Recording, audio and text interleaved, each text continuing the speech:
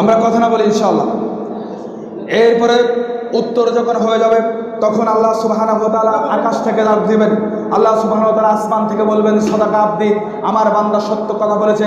ফাআফরিশুহু মিনাল জান্নাহ, তাকে জান্নাতের পরশ বিছিয়ে দাও। ওয়া আলবিসুহু মিনাল জান্নাহ, জান্নাতের বিছানা বিছিয়ে দাও, জান্নাতের কাপড় পরিয়ে দাও এবং জান্নাতের একটা দরজা তার কবর বরাবর দিয়ে দাও। তখন ওই মুমিন ব্যক্তির জান্নাতের থেকে একটা দরজার আবহাওয়া বিশিষ্ট একটি দরজা তার ওই কবর বরাবর করে দেওয়া হবে। কবরের মধ্যে থেকে, ইল্লিনের মধ্যে থেকে সে জান্নাতের আবহাওয়া, জান্নাতের সুখ শান্তি ভোগ করতে থাকবে। এটা তো গেল মুমিনের জীবন।